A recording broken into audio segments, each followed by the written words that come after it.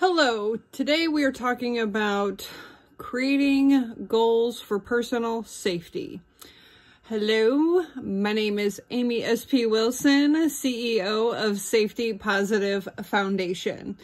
And we've been talking about personal safety goals and a lot about that sort of stuff. But before we get into it, remember to hit the subscribe button if you have not done so already. Like it. All that fun YouTube stuffish. All right, so getting into it. Now, we want to offer you some resources to really help you to build in creating, setting personal safety goals. Now, these resources are not specific for personal safety. They are more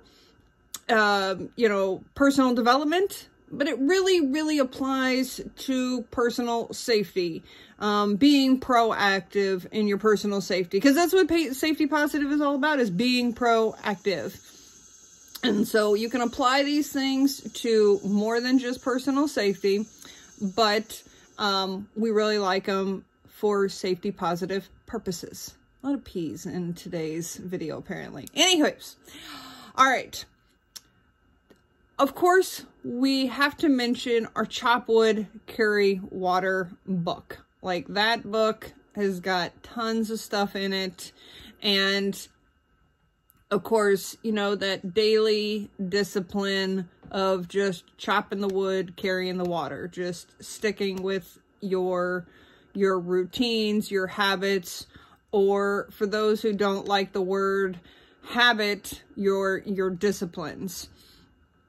Because it's consistency is the key when it comes to any kind of habit or discipline. Whether it's a reminder on your phone, which is a great thing to do. Sorry about my dog. Apparently he's got a mind of his own. He had to get his 2 cents in about habits. He's got his own habits. That's a video for another day. Anywho, but, you know, there's, you know, different ways that you can kind of set reminders, but, and there's all sorts of different fun apps and things like that. But the thing is that daily discipline. That's what we're looking for here. Is, you know, how do I have that daily discipline?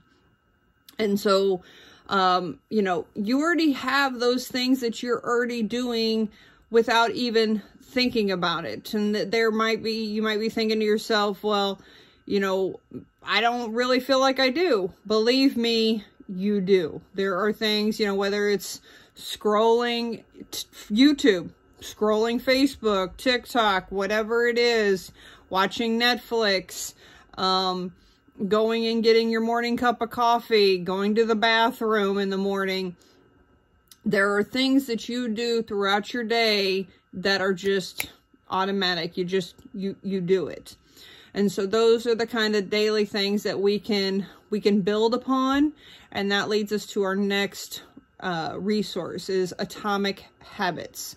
And this book, it's a great resource. Highly recommend you read the book. But essentially, the takeaway from the book, the core deal is habit stacking, and that's where you can build in a personal safety habit or discipline from that. If you have the habit of brushing your teeth in the morning, then after you brush your teeth, you can build in the habit of maybe doing your heel raises right afterwards, or you could even do it during your brushing your teeth, whichever your choice is. But you are habit stacking within that. I would habit stack of my kid would leave for school. As soon as he would leave, I would go and do my exercise. That would be my habit stack. And it would start with me doing my heel raises. And from there, I would, once I did my heel raises, then I added another exercise, and then another exercise, and then another exercise. And I just kept habit stacking more and more exercises to it. It's a beautiful thing. So Atomic Habits, it's a great book. I want to say it's by James Clear. Think so. All right. And then the next book we have is by Daren Hearty, called The Compound Effect.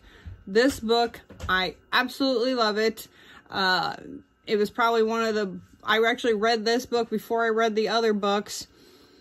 And essentially what it's talking about is those daily things that you do, whether it's 30 seconds, a minute, 5 minutes, it all compounds into a larger effect.